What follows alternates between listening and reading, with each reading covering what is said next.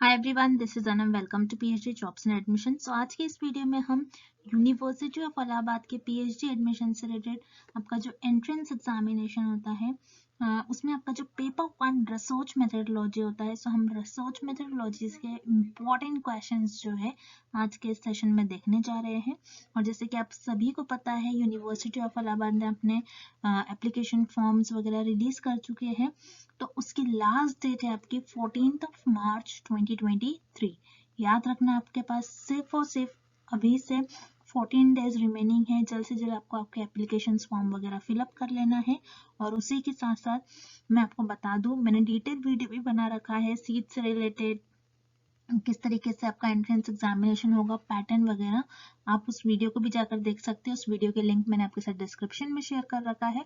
और उसी के साथ साथ आपके पीएचडी एंट्रेंस एग्जामिनेशन में पेपर वन रिसर्च मेथडोलॉजी होता है, जिस पर हम आपको कंप्लीट कोर्स प्रोवाइड करते हैं, जिसके लिए हमारा कॉन्टैक्ट नंबर नीचे हाईलाइट हो रखा है।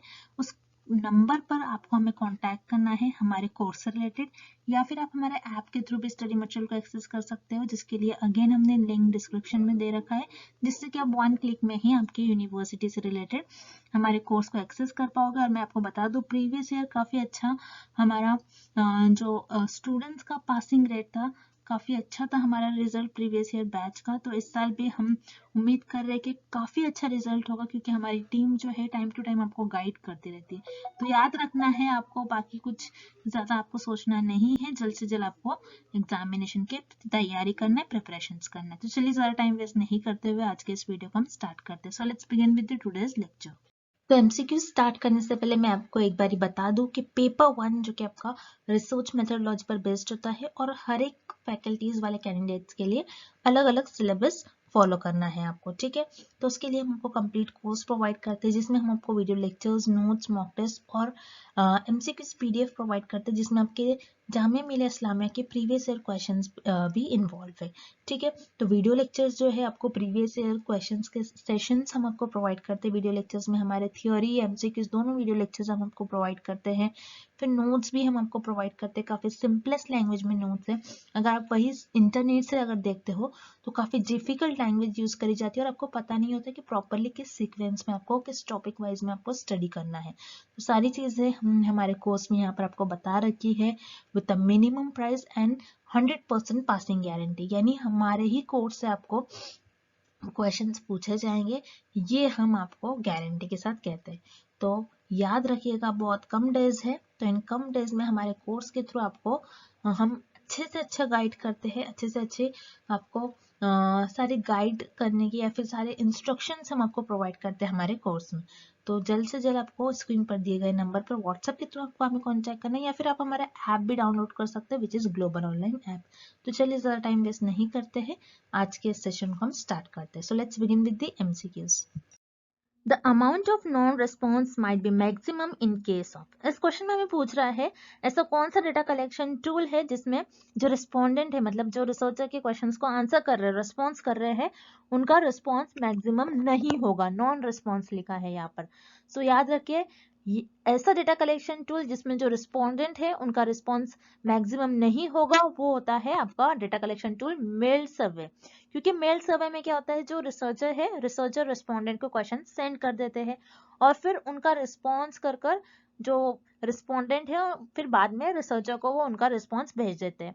सो यहाँ पर मेल क्वेश्चनर में जो रिसर्चर है, सॉरी जो रिस्पोंडेंट है, रिस्पोंडेंट का चांस ऐसा होगा कि वो मैक्सिमम रिस्पॉन्स नहीं कर सकते। यहाँ पर उनका रिस्पॉन्स करने का जो चांस होता है वो मैक्सिमम नहीं कर सकते हैं। उसी तरीके से हम रिमेनिंग ऑप्शंस भी देख लेते हैं, जैसे पर्सनल इंटरव्यू। पर्सनल इंटरव्यू हो रहा है, यानी 1-to-1 face interview, face to face interview हो रहा है। सो यहाँ पर ऑब्वियसली जो रिसर्चर क्वेश्चन पूछेंगे, सो रिस्पोंडेंट उनका रिस्पॉन्स करेंगे। उसी तरीके से टेलीफोन इंटरव्यू, टेलीफोन इंटरव्यू पर भी जो इमीडिएटली रिस्पॉन्स मिल रहा है, immediately researcher face to face उनसे कांटेक्ट करेंगे, मतलब कांटेक्ट हो रहा है। सो यहाँ पर टेलीफोन इंटरव्यू में भी जो रिस्पोंडेंट है वो उनका चांस ज्यादा होता है कि वो रिस्पॉन्स करे। Then last is observation. Observation में यहाँ पर रिसर्चर का मेन रोल होता है, क्योंकि रिसर्चर खुद चीजों को ऑब्जर्व करते हैं, यहाँ पर रिस्पोंडेंट का कोई रोल ही नहीं होता है।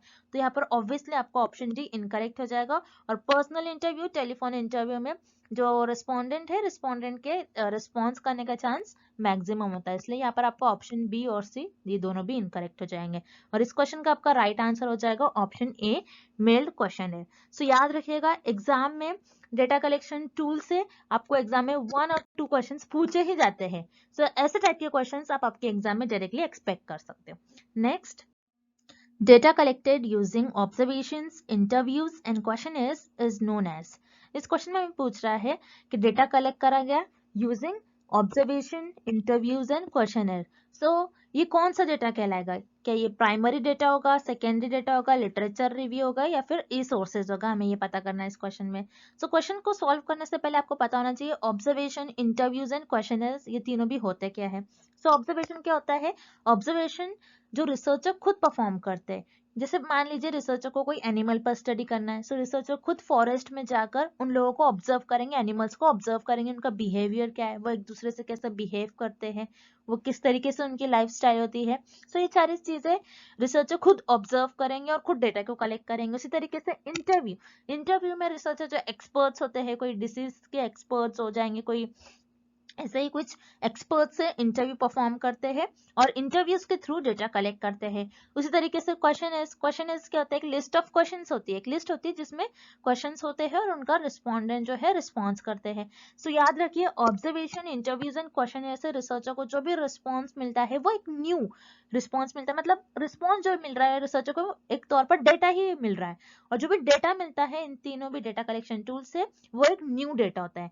याद रखिए जब भी एक न्यू डेटा होगा, जब भी एक न्यू डेटा होता है, जब भी एक ओरिजिनल डेटा होता है वो आपका प्राइमरी डेटा होता है। सो प्राइमरी डेटा वो डेटा होता है जो न्यू डेटा हो, जो ओरिजिनल डेटा हो और जो रिसर्चर खुद कलेक्ट करते हो डिफरेंट डिफरेंट टूल्स यूज करके, उसे हम कहते हैं प्राइमरी डेटा। सो इस क्वेश्चन का आपका राइट आंसर हो जाएगा ऑप्शन ए, प्राइमरी डेटा। अब जो रिमेनिंग ऑप्शंस हैं उन्हें भी हम देख लेते हैं। जैसे लिटरेचर रिव्यू क्या होता है? जिसमें एक सिस्टमैटिक वे में, एक ऑर्गेनाइज्ड वे में बताया जाता है कि कौन कौन से रिसर्चर ने पुराने टॉपिक्स पर रिसर्च की है, कितने कितने रिसर्च हुए हैं उन पर्टिकुलर टॉपिक्स पर। सो यहाँ पर लिटरेचर रिव्यू से आपको आइडिया लग जाता है कि किन टॉपिक्स पर रिसर्च हुई है और किन पर रिसर्च नहीं हुई है। सो लिटरेचर रिव्यू में आपको जो भी डेटा मिलेगा ये ऑलरेडी अवेलेबल होता है, तो ये सेकेंडरी सोर्स हो जाएगा, आपका सेकेंडरी डेटा हो जाएगा, ना कि प्राइमरी। सो यहाँ पर आपका ऑप्शन बी इनकरेक्ट हो जाएगा। उसी तरीके से ई सोर्सेज जैसे इंटरनेट पर जो डेटा अवेलेबल होता है ये भी सेकेंडरी होता है। सो यहाँ पर आपका ऑप्शन सी इनकरेक्ट हो जाएगा and option D secondary data. Obviously secondary data नहीं होगा, सेकेंडरी डेटा वो डेटा होता है जो ऑलरेडी अवेलेबल होता है, जो पुराने रिसर्चर ने ऑलरेडी रिसर्च की होती है। सो यहाँ पर आपका ऑप्शन डी भी इनकरेक्ट हो जाएगा और आपका इस क्वेश्चन का राइट आंसर हो जाएगा ऑप्शन ए, प्राइमरी डेटा। याद रखिए प्राइमरी डेटा और सेकेंडरी डेटा पर एग्जाम में कंपलसरी 1 क्वेश्चन पूछा ही जाता है। Next, what is spurious correlation? इस क्वेश्चन में हमें पूछ रहा है सुपीरियस कोरिलेशन का मीनिंग क्या होती है, डेफिनेशन क्या होती है। सो याद रखिए सुपीरियस कोरिलेशन क्या होता है? जब भी आपके पास 2 वेरिएबल्स होते हैं, उन 2 वेरिएबल्स में कुछ ना कुछ कोरिलेशन होगा, लेकिन आप ये नहीं कह सकते हो कि उनके बीच में कॉजल रिलेशन होगा। मतलब 2 वेरिएबल होंगे, एक वेरिएबल ए एंड एक वेरिएबल बी, इनके बीच में कुछ ना कुछ रिलेशन तो होगा, लेकिन इनके बीच में कॉज एंड इफेक्ट रिलेशनशिप नहीं होगा। जैसे मान लीजिए हम एक एग्जांपल लेते हैं, in the month of June के मंथ में आपने एक पर्टिकुलर सिटी में ये देखा, वहां पर आइसक्रीम की जो सेल्स थे ये बहुत ज्यादा हो रही थी और आपने उसी मंथ में ये भी देखा कि उस पर्टिकुलर सिटी में और उस पर्टिकुलर एरिया में चोरी भी ज्यादा हो रही है। सो यहाँ पर आप कह सकते हो कि आइसक्रीम की ज्यादा सेल हो रही है एंड चोरी भी ज्यादा हो रही है। सो यहाँ पर जो आप दोनों भी वेरिएबल देख रहे हैं, आपको ऐसा देखने से लग रहा है कि दोनों भी वेरिएबल में कुछ ना कुछ रिलेशन है, क्योंकि एक वेरिएबल बढ़ रहा है तो दूसरा वेरिएबल भी बढ़ ही रहा है। लेकिन आप ये नहीं कह सकते हो कि आइसक्रीम की वजह से उस पर्टिकुलर सिटी में, उस पर्टिकुलर एरिया में चोरी ज्यादा हो रही है। लेकिन आप ये कह सकते हो कि आइसक्रीम की सेल ज्यादा हो रही है एंड यहाँ पर चोरी भी ज्यादा हो रही है, तो इनके बीच में कुछ ना कुछ हमें ऐसा लग रहा है, आइडिया लगेगा, क्योंकि ये दोनों भी जो वेरिएबल्स है सेम डायरेक्शन में मूव कर रहे हैं। लेकिन यहाँ पर कॉज एंड इफेक्ट रिलेशनशिप नहीं है, आइसक्रीम के ज्यादा सेल्स होने की वजह से चोरी ज्यादा नहीं हो रही है। तो इसे हम कहते हैं सुपीरियस कोरिलेशन। तो सुपीरियस कोरिलेशन क्या होता है कि वेरिएबल्स के बीच में कुछ ना कुछ रिलेशन होगा, लेकिन कॉजल इफेक्ट रिलेशनशिप नहीं होगा, मतलब कॉजल रिलेशन नहीं होगा। तो आपका इस क्वेश्चन का जो राइट ऑप्शन हो जाएगा वो हो जाएगा option C, correlation between 2 variables having no causal relation. Next, The research approach which entails using more than one method or source of data in the study of social phenomena is known as. So इस question में हमें एक definition दी गई है, हमें ये बताना है कि डेफिनेशन किस ऑप्शन की डेफिनेशन होगी। अब इस डेफिनेशन में हमें ये पूछ रहा है कि एक रिसर्च है, उस रिसर्च में हम एक से ज्यादा मेथड यूज कर रहे हैं और उस पर्टिकुलर स्टडी को परफॉर्म कर रहे हैं।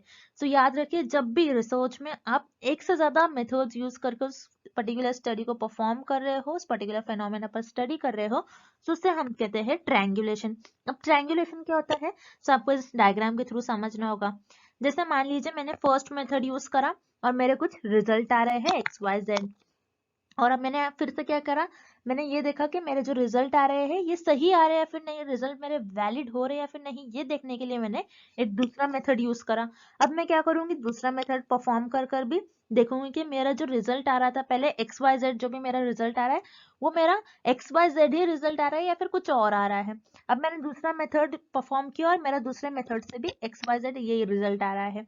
तो मैं ये कह सकती हूँ कि मैंने डिफरेंट डिफरेंट मेथड्स परफॉर्म कर कर ये देखा कि मेरे जो रिजल्ट आ रहे हैं वो हर मेथड से सेम ही रिजल्ट आ रहे हैं। सो मैं इससे पता कर सकती हूँ, मैं इससे बता सकती हूँ कि जो मेरी स्टडी है वो वैलिड है, वो सही है। सो इसे हम कहते हैं ट्रायंगुलेशन मेथड। याद रखिएगा, बहुत इंपॉर्टेंट है। एग्जाम में इस टॉपिक से कई बार आपको क्वेश्चंस पूछे गए थे। ये क्वेश्चन आप 2 to 3 टाइम्स एग्जाम में आपको प्रीवियस ईयर में भी पूछे गए थे, तो आपको याद रखना है। इस क्वेश्चन का आपका राइट आंसर हो जाएगा ट्रायंगुलेशन। उसी तरीके से हम रिमेनिंग ऑप्शंस भी देख लेते हैं। जैसे रिफ्लेक्सिविटी। रिफ्लेक्सिविटी क्या होता है, रिफ्लेक्सिविटी ये बताता है कि आप जो रिसर्चर है, अगर आपने कुछ रिसर्च परफॉर्म की है तो आपने जो भी आपकी रिसर्च में जजमेंट यूज करा है, तो उसको चेक करने के लिए कि आपका जो भी जजमेंट था वो सही था या फिर नहीं, तो उसे हम कहते हैं रिफ्लेक्सिविटी। अब डिफरेंट डिफरेंट मेथड्स यूज करोगे तो उसे हम रिफ्लेक्सिविटी नहीं कहेंगे। सो यहाँ पर आपका ऑप्शन बी इनकरेक्ट हो जाएगा। उसी तरीके से ऑप्शन सी रिस्पॉन्स वैलिडेशन, मतलब जो रिस्पॉन्डेंट से आपको रिस्पॉन्स मिल रहा है, जो डेटा मिल रहा है, आप उसको चेक करोगे, बताओगे कि वो जो रिस्पॉन्स मिल रहा है, डेटा मिल रहा है, वो सही है फिर नहीं, या फिर वो वैलिड होगा या फिर नहीं। सो इस क्वेश्चन का भी ऑप्शन सी इनकरेक्ट हो जाएगा और इस क्वेश्चन का आपका राइट आंसर हो जाएगा option A triangulation. Next, snowball sampling is also known as. इस क्वेश्चन में हमें पूछ रहा है कि स्नोबॉल सैम्पलिंग को और हम क्या कहते हैं। सो याद रखिएगा, स्नोबॉल सैम्पलिंग को और हम कहते हैं चेन रेफरल सैम्पलिंग। सो स्नोबॉल सैम्पलिंग को चेन रेफरल सैम्पलिंग क्यों कहते हैं, सो हम इस डायग्राम के थ्रू समझते हैं। अब जैसे मान लीजिए ये पर्सन जो है ये रिसर्चर है। अब रिसर्चर को स्टडी करना है कि कौन कौन से ऐसे पर्सन है जो ड्रग कंज्यूम करते हैं, ड्रग लेते हैं। सो यहाँ पर जो रिस्पोंडेंट है ये खुद से डायरेक्टली नहीं आते हैं, क्योंकि ये ऑब्वियसली अच्छी बात नहीं है किसी जो ड्रग ले रहा है। सो यहाँ पर जो है रिस्पोंडेंट जो है, यहाँ पर रिसर्चर को खुद एक दो रिस्पोंडेंट मिल जाएंगे रिसर्चर को, क्योंकि ये स्टडी ऐसी स्टडी है जिसमें लोग खुद से नहीं आते हैं। सो यहाँ पर रिसर्चर देख रहे हैं कि कौन कौन ऐसे लोग हैं जो ड्रग कंज्यूम करते हैं, उन पर उनको स्टडी करना है कि ड्रग कंज्यूम करने से ह्यूमन बॉडी पर कैसा अफेक्ट होता है। सो रिसर्चर को एक दो लोग मिल गए। अब रिसर्चर इन लोगों से क्या कहेंगे कि और तुम ऐसे लोगों को ढूंढ कर लाओ और ऐसे लोगों को चुनो जो ड्रग लेते हैं। सो ये क्या करेंगे, और 3 लोगों को ढूंढ कर लाएंगे और ये पर्सन भी और दो तीन लोगों को ढूंढ कर लाएंगे। फिर ये इनसे और कहेंगे कि तुम और पर्सन को चुन कर लाओ जो तुम्हें पता है कि ऐसे लोग जो ड्रग कंज्यूम करते हैं। तो ये और एक दो तीन लोगों को चुनेगा, फिर ये पर्सन भी और इसी तरीके से, फिर ये पर्सन भी और इसी तरीके से लोगों को लाएगा इस सैंपल के लिए। तो जैसे कि आप देख रहे हो यहाँ पर रिसर्चर है, रिसर्चर ने कुछ एक दो लोगों को चुन लिया, फिर इन लोगों ने कुछ और लोगों को चुन लिया, मतलब और लोगों को बताया, फिर इन लोगों ने और कई लोगों को बताया। जैसे आप देख रहे हो स्नोबॉल सैम्पलिंग में एक चेन बन रही है, 1 से 2 लोग हो रहे हैं, 2 से 3, 3 से और ज्यादा लोग बढ़ते जा रहे हैं। तो यहाँ पर एक चेन परफॉर्म हो रही है। तो याद रखिएगा, स्नोबॉल सैम्पलिंग को और हम कहते हैं चेन रेफरल सैम्पलिंग। तो इस क्वेश्चन का आपका ऑप्शन सी राइट हो जाएगा। अब जो रिमेनिंग ऑप्शन है उन्हें भी हम देख लेते हैं। सर्वे, सर्वे तो नहीं होगा क्योंकि सर्वे क्या होता है जिससे रिसर्चर डेटा कलेक्ट करते हैं। सर्वे एक डेटा कलेक्शन टूल है, यहाँ पर आपका ऑप्शन है इनकरेक्ट हो जाएगा। उसी तरीके से option B judgemental sampling, judgemental sampling भी नहीं होगा क्योंकि यहाँ पर रिसर्चर अपने जजमेंट नहीं लगा रहे हैं। यहाँ पर आपका ऑप्शन बी इनकरेक्ट हो जाएगा। उसी तरीके से ऑप्शन डी कन्वीनियंस सैम्पलिंग। याद रखिए, कन्वीनियंस सैम्पलिंग जो है इस पर भी कई क्वेश्चन आते हैं। Convenience sampling is also known as, ऐसे क्वेश्चन आ सकते हैं एग्जाम में। याद रखिए, कन्वीनियंस सैम्पलिंग को एक्सीडेंटल सैम्पलिंग भी कहते हैं। यहाँ पर ऑप्शन डी भी इनकरेक्ट हो जाएगा, क्योंकि यहाँ पर रिसर्चर अपनी कन्वीनियंस के हिसाब से पॉपुलेशन में से मेंबर्स को नहीं चुन रहे हैं। लेकिन स्नोबॉल सैम्पलिंग एक ऐसी सैम्पलिंग होती है जिसे हम कहते हैं चेन रेफरल, क्योंकि यहाँ पर एक चेन की तरह रिसर्चर जो है और रिस्पॉन्डेंट जो है और रिस्पॉन्डेंट को ढूंढ कर लाते हैं। सो यहाँ पर आपका ऑप्शन सी इस क्वेश्चन का राइट आंसर हो जाएगा। Next, the mid point in distribution of values is known as. इस क्वेश्चन में पूछ रहा है आपका जो डिस्ट्रीब्यूशन है, उस डिस्ट्रीब्यूशन के जो मिड पॉइंट होता है, मिड पॉइंट वैल्यूज को हम क्या कहते हैं, क्या मीन, मीडियन, मोड या फिर स्टैंडर्ड डिविएशन कहते हैं, ये हमें पता करना है। सो हम इस क्वेश्चन को सॉल्व करने के लिए इस डायग्राम का हेल्प लेंगे। जैसे कि आप देख रहे हो इस डायग्राम में मीडियन आप देख सकते हैं, मीडियन। सो जैसे आप देखोगे ये जो डायग्राम है, अगर इस डायग्राम को आप हाफ पार्ट में अगर कट करते हो इस डायग्राम को, तो आपको मिड पॉइंट मतलब मिडिल पॉइंट, सेंटर पॉइंट जो आपको डिस्ट्रीब्यूशन का दिखेगा इस डायग्राम का, जो आपको सेंटर पार्ट, मिडिल पार्ट दिखेगा, वो हो जाएगा आपका मीडियन। सो मीडियन क्या होता है, आपका जो डिस्ट्रीब्यूशन है, डिस्ट्रीब्यूशन में जो आपकी मिडिल वैल्यू, सेंटर वैल्यू होती है, उससे हम कहते हैं median.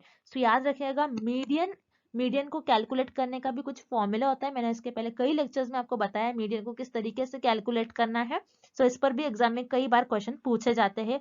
Mean, median and mode calculate करने पर भी एग्जाम में कंपलसरी आपको क्वेश्चन पूछा जाएगा, और इस टाइप का भी एग्जाम में क्वेश्चन पूछा जाता है। सो इस क्वेश्चन का आपका राइट आंसर हो जाएगा ऑप्शन बी, मीडियन। अब जो रिमेनिंग ऑप्शंस हैं उन्हें भी हम एक बार देख लेते हैं। मीन क्या होता है, आपके डेटा की एवरेज वैल्यू।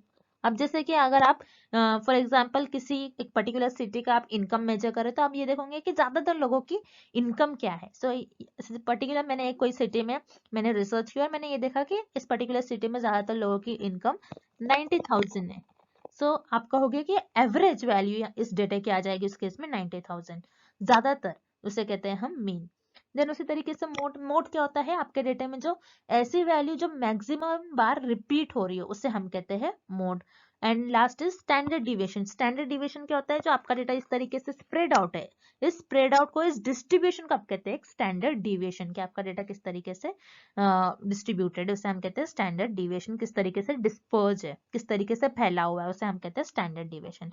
और आपके जो डिस्ट्रीब्यूशन है, डिस्ट्रीब्यूशन का जो मिड पॉइंट है, मिडिल वैल्यू है, सेंटर वैल्यू, उसे हम कहते हैं मीडियन। सो इस क्वेश्चन का ऑप्शन भी राइट आंसर हो जाएगा। Next, which of the following is और are the methods of survey. इस क्वेश्चन में हमें पूछ रहा है दिए गए ऑप्शंस में से कौन सा एक ऐसा ऑप्शन है और कौन सा ऑप्शन ऐसे है जो सर्वे के मेथड्स है। अब सर्वे क्या होता है, सर्वे मतलब आप आपके रिसर्च में सर्वे कंडक्ट करवा के, यानी डिफरेंट डिफरेंट मेथड्स के थ्रू डेटा कलेक्ट करते हैं, उसे हम कहते हैं सर्वे। जैसे मेल हो गया, क्वेश्चनर्स, ऑब्जर्वेशंस। सो ये इन सारे मेथड्स के थ्रू आप आपके रिसर्च में डेटा कलेक्ट करते हो। अब जैसे कि इस क्वेश्चन में हमें कुछ ऑप्शंस दिए गए हैं, जैसे mail, telephone, house hold.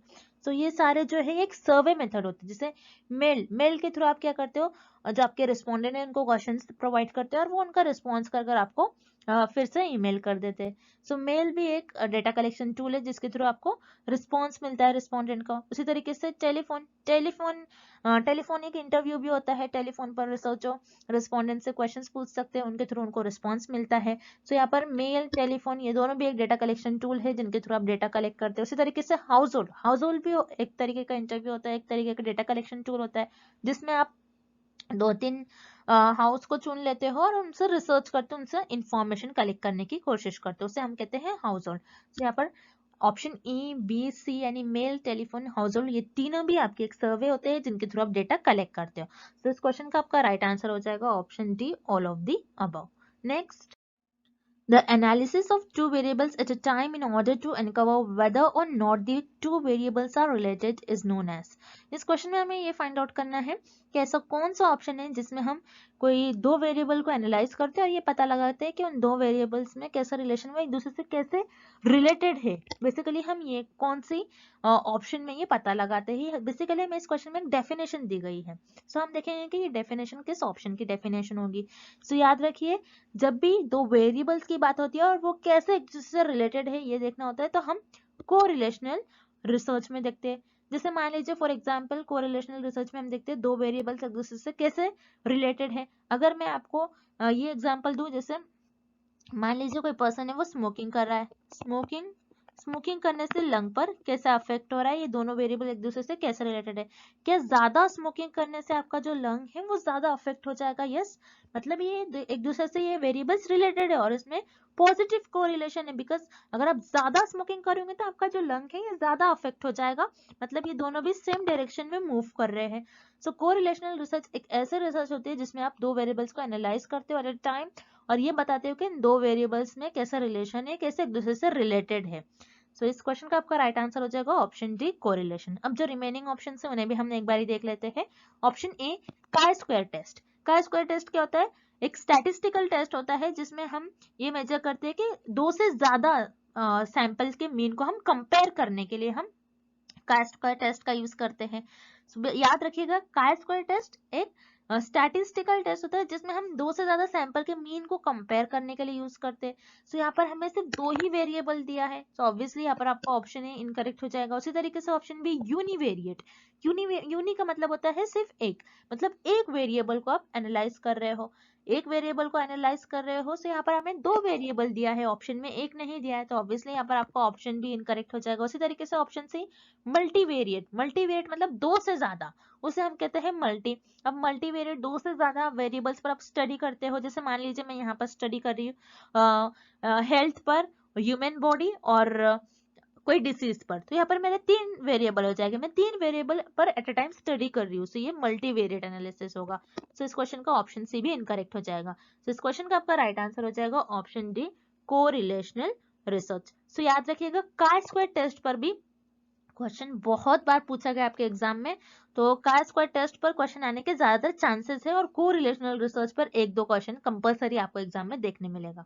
Next, the quickest method to collect primary data is. इस क्वेश्चन में हमें पूछ रहा है प्राइमरी डेटा को कलेक्ट करने के लिए सबसे फास्टेस्ट मेथड कौन सा होगा, मतलब प्राइमरी डेटा को कलेक्ट करने के लिए सबसे ज्यादा जल्दी आप कौन से मेथड से डेटा कलेक्ट कर सकते हो। सो याद रखिए प्राइमरी डेटा को अगर आप कलेक्ट कर रहे हो तो सबसे जल्दी अगर आपको जो डेटा मिल जाएगा, जिस मेथड से आपको सबसे फास्टेस्ट मेथड से आपको डेटा मिल जाएगा, वो हो जाएगा आपका टेलीफोनिक इंटरव्यू, टेलीफोन इंटरव्यू। सो टेलीफोन इंटरव्यू से रिसर्चर क्या कर सकते हैं, रिसर्चर जो भी एरिया में है, जो भी जिस भी एरिया में होंगे, जिस भी सिटी में होंगे, जिस भी कंट्री में होंगे, वो डायरेक्टली जो रिस्पोंडेंट है उनको कॉल कर रिस्पॉन्स लेंगे। उसी तरीके से जो रिमेनिंग ऑप्शन है जैसे पर्सनल इंटरव्यू, पर्सनल इंटरव्यू में रिसर्चर को पहले इन्विटेशन भेजना होता है एक्सपर्ट्स को, फिर वो इन्विटेशन एक्सेप्ट करते हैं, फिर वो इंटरव्यू के लिए आते हैं। सो यहाँ पर पर्सनल इंटरव्यू में पहले वो इन्विटेशन देंगे, फिर वो आएंगे, तो यहाँ पर टाइम जो है ज्यादा वेस्ट हो जाएगा, ये फास्टेस्ट मेथड नहीं होगा। सो यहाँ पर आपको ऑप्शन ए इनकरेक्ट हो जाएगा। उसी तरीके से option B mailed questionnaire. Mail questionnaire में क्या होता है, जो रिसर्चर है वो रेस्पोंडेंट को मेल सेंड करते हैं, फिर वो मेल रीड करते हैं, फिर उसको रिस्पॉन्स करके फिर से रिसर्चर को मेल करते हैं, तो डायरेक्टली यहाँ पर रिस्पॉन्स नहीं मिलता है रिसर्चर को, कुछ टाइम बाद रिस्पॉन्स मिलेगा। सो यहाँ पर आपका ऑप्शन बी भी इनकरेक्ट हो जाएगा। उसी तरीके से ऑब्जर्वेशन, ऑब्जर्वेशन है, सो यहाँ पर रिसर्चर खुद ऑब्जर्वेशन परफॉर्म करते हैं। जैसे मान लीजिए रिसर्चर को कोई फॉरेस्ट में एनिमल्स पर स्टडी करना है अगेन, तो रिसर्चर क्या करेंगे, उस फॉरेस्ट में जाएंगे, सो रिसर्चर के ट्रैवलिंग होगा, रिसर्चर को जाना पड़ेगा, फिर डेटा कलेक्ट करना पड़ेगा। सो यहाँ पर ऑब्जर्वेशन से भी रिसर्चर फास्टेस्ट मेथड नहीं होता है डेटा कलेक्ट करने का, क्योंकि रिसर्चर को एक जगह से दूसरी जगह मूव करना होता है। लेकिन टेलीफोन इंटरव्यू एक ऐसा डेटा कलेक्शन मेथड, एक प्राइमरी डेटा कलेक्शन मेथड है जिसमें रिसर्चर को इजीली डेटा मिल जाता है और सबसे फास्टेस्ट मेथड होता है डेटा कलेक्ट करने के लिए। सो इस क्वेश्चन का आपका राइट आंसर हो जाएगा option C telephone interview. Next, research is a systematic, formal, rigorous, and precise process employed to gain solutions to a problem or to discover and interpret new facts and relationships. So इस question में basically हमें एक definition दी गई है, हमें पता करना है डेफिनेशन कौन से साइंटिस्ट की डेफिनेशन, किस रिसर्चर ने डेफिनेशन दी थी रिसर्च के लिए। तो याद रखना है ये जो डेफिनेशन है ये आपके वॉल्स इस साइंटिस्ट ने दी थी 1981 में। 1981 में वॉल्स इस साइंटिस्ट ने ये डेफिनेशन दी थी जिसमें इन्होंने रिसर्च की एक डेफिनेशन कही है, और रिसर्च को कहा है रिसर्च एक systematic, formal, rigorous and precise process है। सो यस, रिसर्च आपका सिस्टमैटिक प्रोसेस होता है जिसमें आपको एक प्रॉपर स्ट्रक्चर, स्टेप्स फॉलो करना होता है, एक फॉर्मल होता है और एक प्रिसाइज प्रोसेस होता है, एक लिमिटेड होता है, आपको कुछ उसी सिस्टमैटिक मैनर में रहकर आपकी रिसर्च को परफॉर्म करना होता है। आप प्रॉब्लम, जो भी प्रॉब्लम होता है उसका सोल्यूशन आप आपके रिसर्च में फाइंड करते हो, और जो भी आपके इंटरप्रेट होते हैं उसको आप टेस्ट करते हो, आप रिलेशनशिप्स फाइंड करते हो आपके रिसर्च में। सो यही डेफिनेशन जो है, ये डेफिनेशन आपके वॉल्स इस साइंटिस्ट ने दी थी 1981 में। सो याद रखना है जो आपके डेफिनेशन है और किस साइंटिस्ट ने ये डेफिनेशन दी थी एग्जाम में, इस टाइप के क्वेश्चन में कंपलसरी एक क्वेश्चन आपको देखने मिलेगा। सो आपको जो फेमस रिसर्चर है उनके कुछ डेफिनेशन याद रख लेना है और आप इस टाइप के क्वेश्चन को आप इजीली सॉल्व कर पाओगे एग्जाम में। और इस क्वेश्चन का आपका राइट आंसर हो जाएगा ऑप्शन बी, वॉल्स। एंड आज के लिए बस इतना ही, and thank you for watching this video.